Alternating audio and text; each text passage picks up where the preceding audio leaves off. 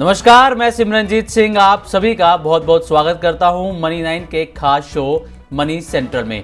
ये एक ऐसा शो है जहां पर गवर्नमेंट पॉलिसी से लेकर इकोनॉमी, शेयर बाजार और पर्सनल फाइनेंस यानी कि आपकी जेब से जुड़े मसलों पर बात की जाती है। इन तमाम मुद्दों को आसान भाषा में विस्तार से समझाने की हमारी कोशिश रहती है। आज भी हमारी कोशिश रहेगी कुछ ऐसी ही बड़ी और अहम खबरों को आपके सामने रखने की और उन्हें डिकोड करने की जो आप पर सीधा असर डालती हैं। तो चलिए शो की शुरुआत करते हैं और इन मुद्दों पर डिटेल में बात करने के लिए मेरे साथ मौजूद हैं हमारे सहयोगी और वरिष्ठ आर्थिक पत्रकार प्रवीण शर्मा सर। सर, आपका बहुत बहुत स्वागत है मनी सेंट्रल में। सर, थैंक यू सिमरन। तो मनी सेंट्रल की आज की शुरुआत होगी इंडिया यूएस के बीच टैरिफ को लेकर लगातार बढ़ रहे तनाव और उस पर रूस की तरफ से भारत के समर्थन ने उठाए गए एक बड़े कदम से।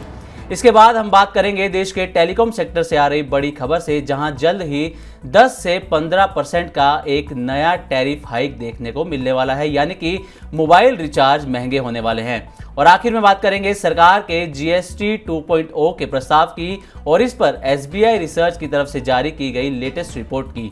तो चलिए शुरुआत करते हैं आज के शो की। तो चर्चा की शुरुआत करते हैं इस वक्त इंडिया और यूएस के रिश्तों में देखी जा रही खटास से। दरअसल अब कुछ ही दिन बचे हैं जब ट्रंप टैरिफ भारत पर लागू होने वाला है और इस बीच कई बड़े बयान सामने आ रहे हैं जिससे इंडिया और यूएस के रिलेशनशिप और खराब होते हुए यहाँ पर नजर आ रहे हैं।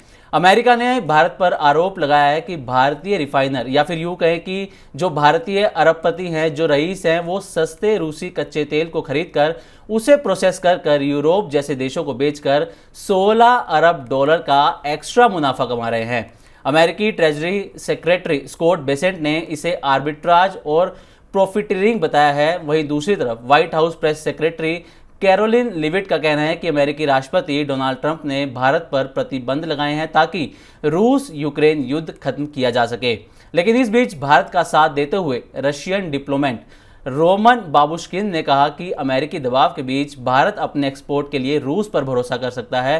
उन्होंने कहा कि रशियन मार्केट्स भारतीय सामानों के लिए खुला है। ये बयान ऐसे समय में आया है जब भारत के विदेश मंत्री मॉस्को में हैं। तो प्रवीण सर, आपसे जानना चाहेंगे कि जिस तरीके से अमेरिका की तरफ से ये बयान लगातार दिए जा रहे हैं, ट्रंप टैरिफ भी अब लागू होने में कुछ ही दिन बचे हैं और अब जो रशिया की तरफ से भारत को सपोर्ट किया गया है अपनी मार्केट्स को लेकर, इसको सर आप किस तरीके से देखते हैं और ये किस तरीके का इम्पैक्ट आने वाले समय में भारतीय बाजारों पर या भारत पर डाल सकते हैं? देखिए सिमरनजीत, भारत, अमेरिका, चीन और रूस, इस पूरे और उसके साथ जुड़ा हुआ ट्रेड का मसला, रूस के तेल का मसला, इस पूरा जो मामला है, इसमें लगातार आप समझिए कि इस सिचुएशन इतनी डायनामिक है कि हर 2-4-6 घंटे में कुछ ना कुछ नया अपडेट आ रहा है।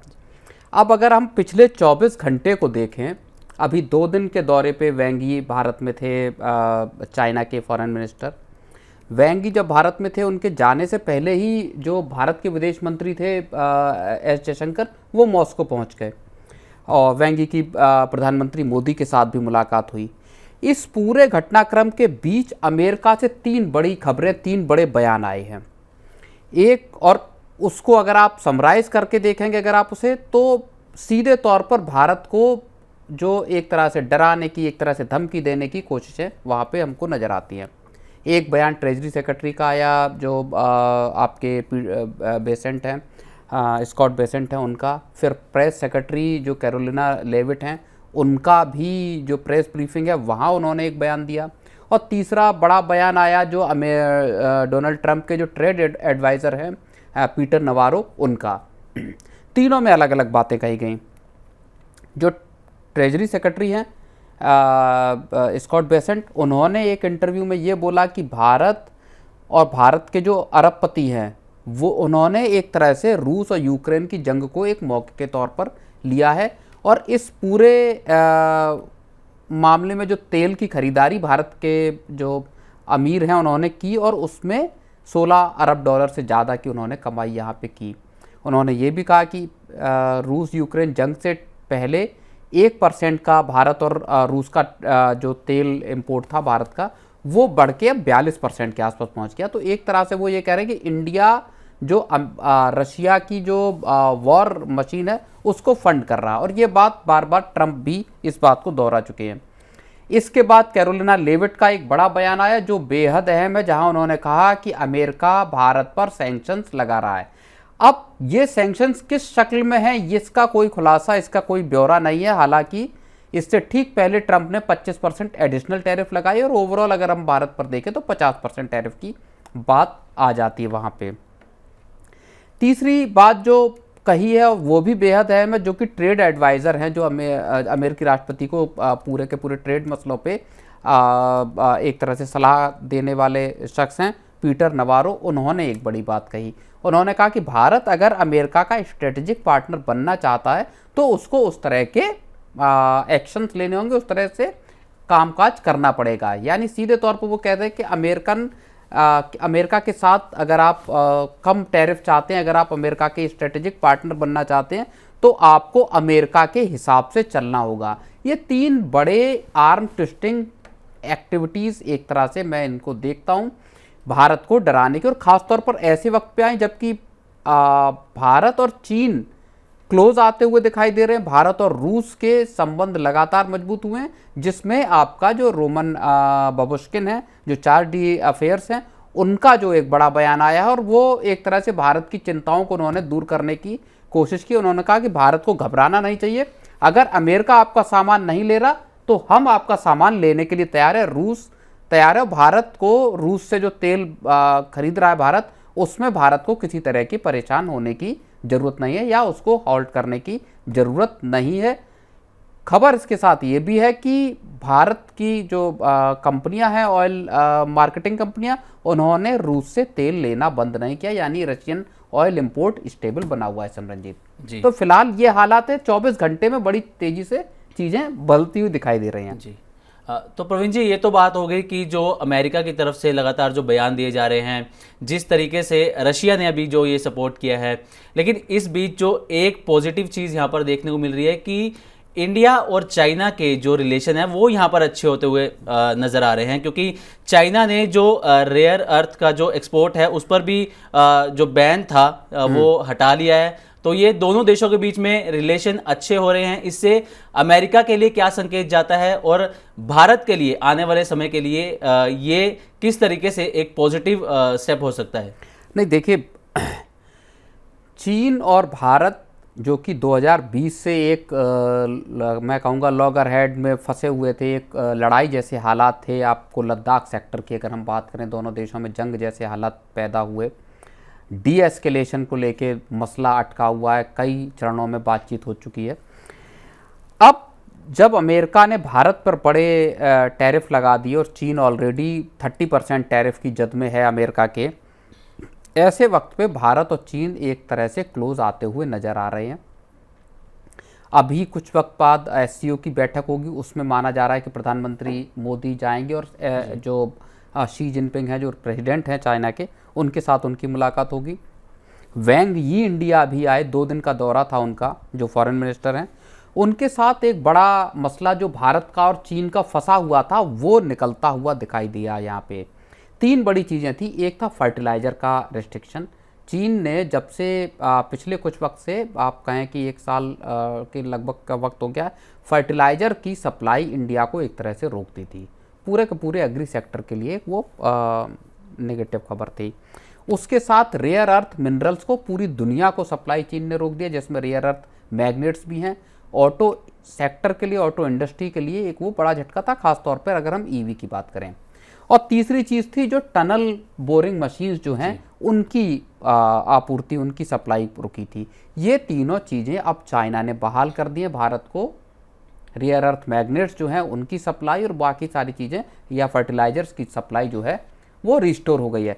तो ये मैं इसको इस तरह देखता हूँ, पूरी दुनिया में अब असल में एक रीअलाइनमेंट का माहौल बनता हुआ दिखाई दे रहा है। और आप एक चीज़ और गौर करेंगे, अभी कल ही प्रेसिडेंट ट्रंप की यूरोपियन यूनियन के लीडर्स थे, जिसमें जेलेंस्की थे, बाकी लीडर्स थे, ब्रिटेन के प्राइम मिनिस्टर थे, अलग अलग देशों के जो राष्ट्रपति या राष्ट्राध्यक्ष थे, उनके साथ उनकी बैठक हुई है। उसमें जिस तरह की तस्वीरें आई हैं वो भी ये दिखा रहा है कि चीज़ें बहुत ज़्यादा दुरुस्त हैं नहीं। ट्रंप को लेके, अमेरिकी एटीट्यूड को लेके, तो वो कुछ जो चीज़ें हैं उसने दुनिया में एक नए अलाइनमेंट को शेप देना शुरू किया है, जहां एक धड़े में रूस, भारत, चीन, ब्राज़ील जैसे देश आ रहे हैं और दूसरी तरफ आपका ट्रंप एक तरह से अलग थलग पड़ते हुए भी नज़र आ रहे हैं, वहाँ पे इकोनॉमी के सामने भी संकट नज़र आ रहे हैं। जी, तो मैं आपसे यही पूछना चाह रहा था कि एक अगर इंटरनेशनल लेवल पे देखा जाए तो रशिया, चाइना और इंडिया ये एक तरफ एक पिक्चर में नज़र आ रहे हैं और जो यूएस है वो बिल्कुल अलग इससे नज़र आ रहा है। तो सर इसका क्या इम्पैक्ट हो सकता है आने वाले टाइम में? नहीं, देखिए, भारत की अगर हम बात करें तो भारत उन रास्तों को तलाश कर रहा है जहां पे कि अमेरिका के साथ अगर ट्रेड गिरता है तो उसका कंपनसेशन कहां से होगा, भरपाई कहां से होगी।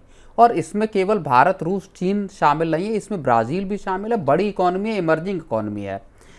भारत चौथी इकोनॉमी है, तीसरी इकोनॉमी बनने की तरफ आगे बढ़ रहा है। 6.5% की ग्रोथ है। अगर आप पिछले साल की बात करें 2024-25 फिस्कल ईयर की, 6.5% की ग्रोथ थी। उससे पहले 7% या उससे ऊपर की ग्रोथ भारत की लगातार रही। पूरी दुनिया मानती है कि बड़ी जो जितनी मेजर इकोनॉमीज़ हैं उसमें सबसे तेज़ रफ्तार ग्रोथ अगर कोई देश कर रहा है तो भारत कर रहा है। भारत वो रास्ते तलाश रहा है जहाँ पे कि जो गुड्स की सप्लाई जहाँ अटकेगी अमेरिका के साथ, वो वहाँ कहाँ खपा सकता है। और उसमें अब देखिए, रूस एक बड़े साझेदार के तौर पे सामने आ रहा। रूस कह रहा है कि आपका जो सामान अमेरिका नहीं जा पा रहा वो आप हमारे यहाँ भेजिए। तो रूस और इंडिया एक टाइम टेस्टेड फ्रेंडशिप रूस और इंडिया की है। भारत एक तरह से उसमें एक जो अलाइनमेंट बनता हुआ दिखाई दे रहा है उसमें भारत रूस के और क्लोज जाता हुआ दिखाई दे रहा है। चाइना के साथ भी अब नज़दीकी बन रही है। जो अमेरिका का एक स्ट्रेटेजिक ऑब्जेक्टिव था पिछले मैं कहूँगा लगभग 10-12 साल से, कि चीन के टक्कर देने के लिए या चीन को काउंटर करने के लिए साउथ एशिया में भारत उसका एक स्ट्रेटेजिक पार्टनर बने, वो जो पूरी बहुत मेटिकुलसली क्राफ्टेड एक जो फॉरेन पॉलिसी थी अमेरिका की, वहाँ पे अमेरिका ने एक तरह से उसको झटका दिया है और एक ट्रस्ट डेफिसिट अब दोनों देशों के बीच में बढ़ता हुआ दिखाई दे रहा है। तो चलिए प्रवीण जी, ये तो बात हो गई इंडिया यूएस रिलेशन की, जो टैरिफ को लेकर जो दोनों देशों के बीच में तनाव चल रहा है, जिस तरीके से अब रशिया ने भारत का सपोर्ट किया उसकी। अगली खबर की तरफ बढ़ते हैं और ये खबर जो है वो सीधा आपकी जेब से जुड़ी है, क्योंकि जल्द ही आपकी जेब पर एक बार फिर से महंगाई की मार पड़ने वाली है। और ये जो महंगाई है वो है टैरिफ हाइक की, इसलिए आप तैयारी कर लीजिए क्योंकि 10 से 15% के नए टैरिफ हाइक होने की खबरें सामने आ रही हैं। और इसका इशारा रिलायंस जियो और भारतीय एयरटेल जैसी कंपनियों ने कर दिया है। जियो ने अपने एंट्री लेवल यानी कि 1 GB पर डे वाले प्लान नए यूजर्स के लिए बंद कर दिए हैं और अब जियो का जो मिनिमम प्लान है वो 249 रुपये से बढ़कर 299 रुपये का हो चुका है, जिसमें आपको 1.5 GB पर डे मिलते हैं 28 दिन के लिए। जबकि एयरटेल का जो एंट्री लेवल प्लान है 249 रुपये वाला, वो अब बढ़कर 279 रुपीज़ का हो चुका है। इसमें भी आपको 1.5 GB पर डे मिलता है।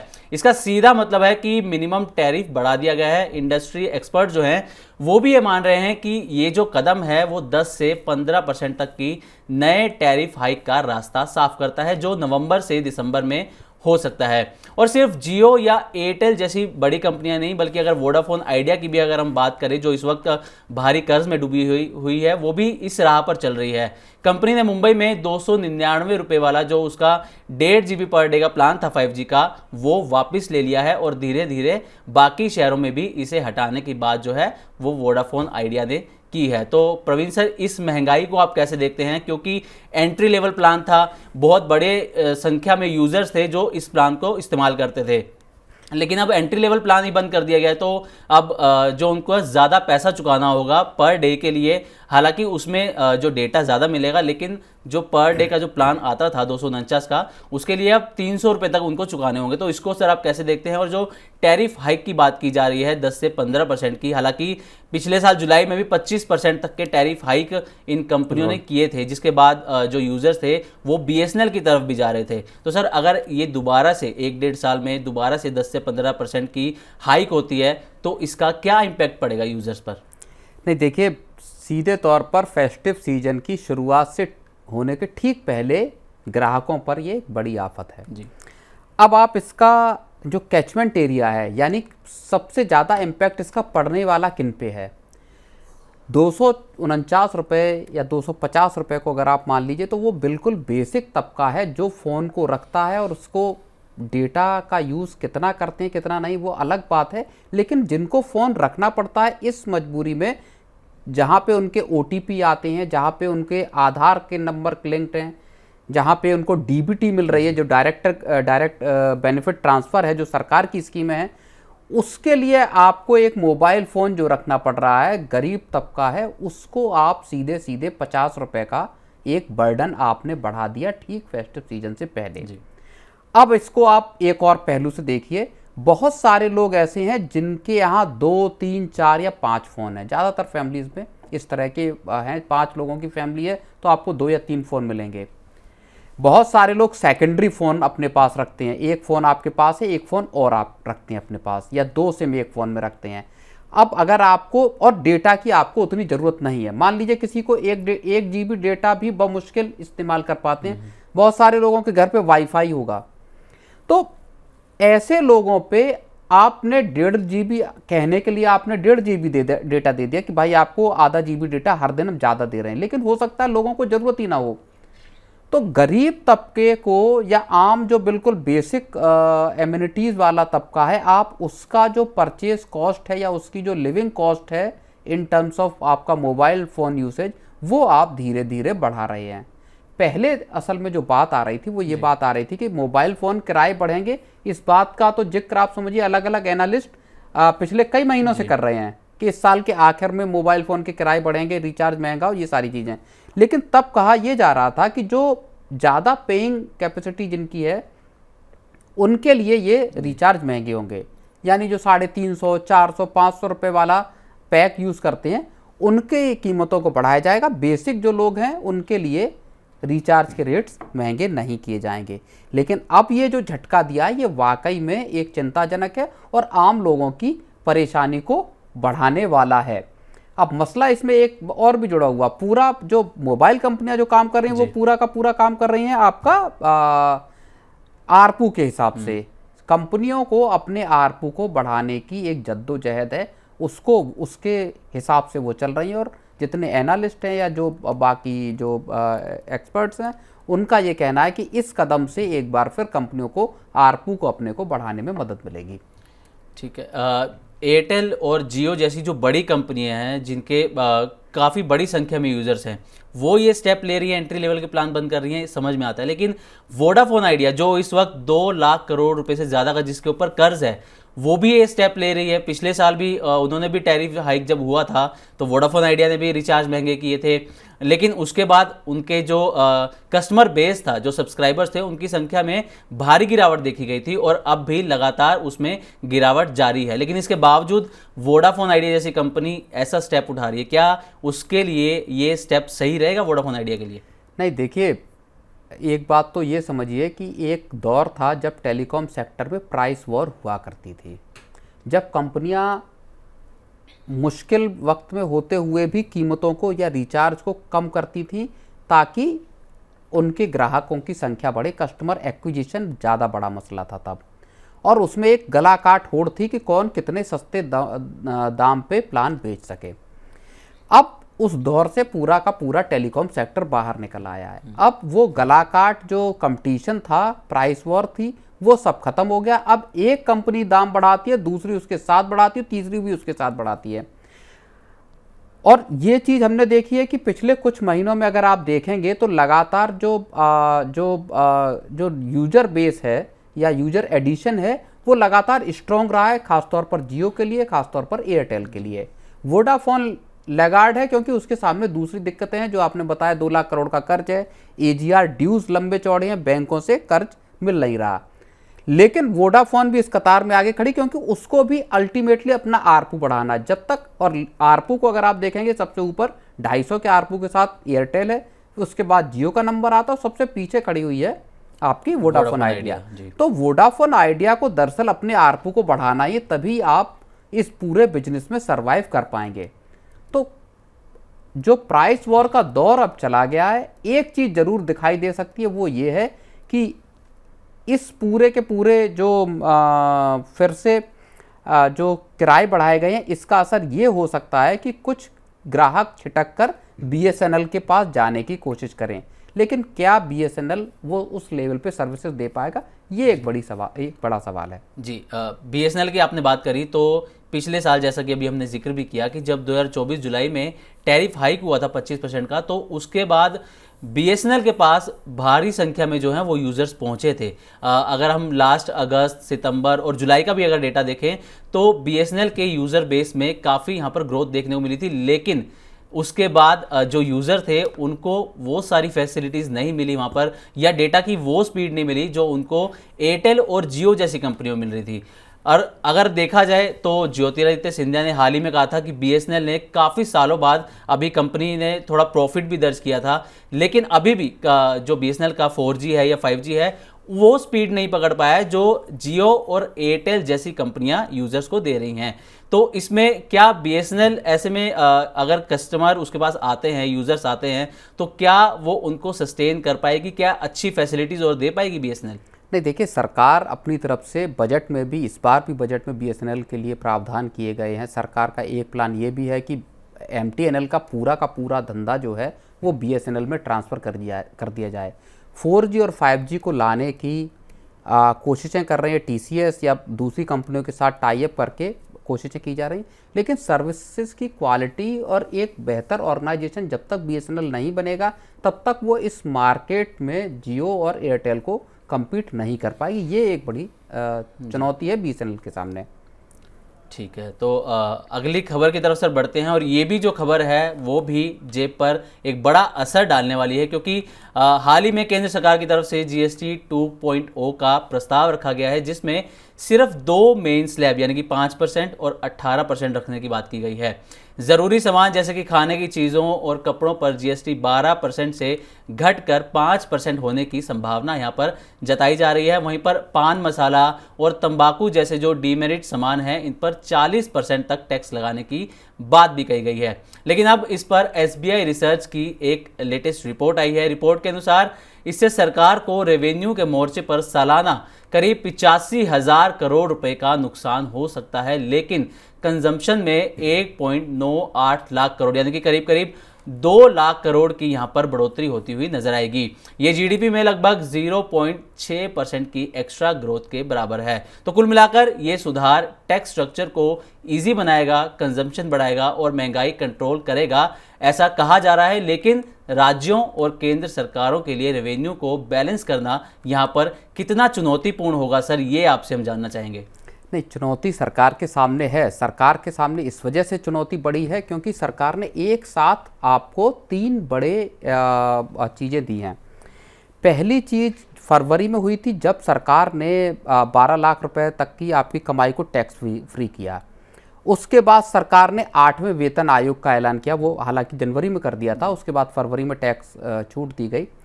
और अब जो सबसे बड़ा रिफॉर्म जिसको मैं कहता हूँ कि 1991 के बाद जो सरकार लेके आ रही है, आम आदमी के हित में लेके आ रही है, वो है जीएसटी का रिफॉर्म, जहाँ पे कि एक जो क्लमजी सिस्टम था, एक कॉम्प्लेक्स सिस्टम था जिसमें कि 4 आपके टैक्स स्लैब थे, 5, 12, 18, 28, उसको लेके न केवल आम लोग परेशान थे, परेशान थी पूरी की पूरी, आप समझिए कि जो बिजनेस और ट्रेड वाले जो इंडस्ट्री है वो सब लोग परेशान थे। कन्फ्यूजन था, उनको जीएसटी रिटर्न भरने में मुश्किलें आती थी। अब सरकार जो लेके आ रही कि 5% और 18% रहेगा, ये लोगों को भी राहत देगा और इंडस्ट्री को भी राहत देगा। एक बात ये हो गई। अब इसका असर जाहिर तौर पे पड़ना था और ये सरकार ने अपना कैलकुलेशन किया होगा। जो बात एसबीआई रिसर्च की रिपोर्ट में आ रही है कि साहब आपको 85,000 करोड़ रुपए का लॉस होने वाला है, जिसमें इस फिस्कल में अगर हम बात करें तो वो 45,000 करोड़ रुपए का लॉस होगा सरकार को, क्योंकि अब अक्टूबर से भी मान लीजिए या नवंबर से इसको लॉन्च करते हैं तो अगले साल के शुरू होने तक लगभग 45,000 करोड़ रुपए का लॉस है। लेकिन इकोनॉमी में जो कंजम्पशन का बूस्ट आएगा वो तकरीबन 2 लाख करोड़ का आएगा। तो अल्टीमेटली ये पैसा आपने 45,000 करोड़ का लॉस सरकारी खजाने में सहा, लेकिन उससे 2 लाख करोड़ रुपए सिस्टम में आए। वो सिस्टम में आएंगे तो आपकी चाहे एमएसएमईज हो, चाहे एफएमसीजी कंपनियां हो, चाहे ऑटो कंपनियां हो, वहां वो पैसा जाएगा। फिर अगर आप उसको देखेंगे तो 18% या 5% जीएसटी या 40% टैक्स जो स्पेशल टैक्स है, उसके जरिए अल्टीमेटली ये पैसा घूम के फिर सरकारी खजाने में पहुंचेगा। अब एक और चीज़ है जो आंकड़ा बता रहा है एसबीआई की रिसर्च रिपोर्ट का, वो ये कह रहा है कि इनकम टैक्स की जो छूट मिली है और जो जीएसटी की छूट मिली है, इन दोनों को अगर आप क्लब कर दोगे तो तकरीबन 5.5 लाख करोड़ रुपए जो है वो देश की इकोनॉमी में आने वाले हैं या कंजम्पशन बूस्ट मिलने वाला है। इसको टोटल अगर आप देखेंगे तो लगभग 1% से ज़्यादा 1.5% के आसपास जो जीडीपी ग्रोथ है उसमें ऐड होगा। तो सरकार असल में, अगर जो हमने पहली जो बात की थी, पहली स्टोरी जिस पे हमने चर्चा की थी कि आखिर अमेरिका जो चाल चल रहा है भारत के साथ, जिस तरह के एक तनाव का माहौल क्रिएट हुआ है, भारत पर जो ट्रेड पाबंदियां एक तरह से लगाने की कोशिश की जा रही है, उससे सरकार और भारत निपटेगा कैसे। ऐसे में जो सबसे मच नीडेड जो स्टेप था वो यही था कि सरकार किसी तरह से रिफॉर्म्स की गाड़ी को आगे बढ़ाए। और प्रधानमंत्री ने जब 15 अगस्त की अपनी स्पीच दी तो उसमें भी उन्होंने एक टास्क फोर्स बनाने की बात की। इस टास्क फोर्स के जरिए अब रिफॉर्म्स का रास्ता साफ किया जाएगा। तो आने वाला वक्त सिमरनजीत मैं बताऊं बहुत ही इंटरेस्टिंग रहने वाला है। लोगों को राहत मिलेगी, फेस्टिव सीजन आ रहा है उसमें राहत मिलेगी, और देश की इकोनॉमी में किस तरह के बदलाव, क्या किस तरह के रिफॉर्म सरकार आने वाले वक्त में लेके आने वाली है, ये एक बहुत बड़ी बात देखने वाली होगी। ठीक है, मतलब सरकार के लिए ये थोड़ी चुनौतीपूर्ण हो सकता है, लेकिन आम लोगों के लिए ये फायदेमंद ही साबित होने वाला है सर। बिल्कुल, सरकार देखो एक बड़ा दांव खेल रही है। सरकार अपने खजाने में झटका झेल के इकोनॉमी को बूस्ट करने की कोशिश कर रही है। और इसके साथ एक और चीज भी हो सकती है जो अलग अलग जो एनालिस्ट है वो ये कह रहे हैं कि अब अक्टूबर में जब आरबीआई की मॉनेटरी पॉलिसी की मीटिंग होगी उसमें आरबीआई 25 बीपीएस का रेट कट कर सकता है। इसका मतलब ये है कि आपके ऑटो लोन, कार लोन या होम लोन, ऐसे सभी तरह के कर्ज अब और सस्ते हो सकते हैं। यानी लोगों को इस चीज़ के लिए उत्साहित किया जाएगा कि अब आप कर्ज लें सस्ती दर पर, और उसके जरिए फिर इकोनॉमी को चलाने की कोशिश की जाएगी। मतलब एक तरीके से क्रेडिट ग्रोथ जो है उसको बूस्ट करने की यहाँ पर सरकार की कोशिश है। और इस साल अभी तक 100 बेसिस पॉइंट की कटौती की भी जा चुकी है। बिल्कुल बिल्कुल। तो प्रवीण सर, आपका बहुत बहुत शुक्रिया सर, अपना कीमती समय निकालकर तमाम मुद्दों पर विस्तार से चर्चा करने के लिए। आज के लिए मनी सेंट्रल में बस इतना ही। देश, दुनिया और बिजनेस जगत से जुड़ी ताज़ा तरीन खबरों को देखने के लिए बने रहिए हमारे साथ और जुड़े रहिए मनी 9 के साथ, और सब्सक्राइब कीजिए हमारा चैनल।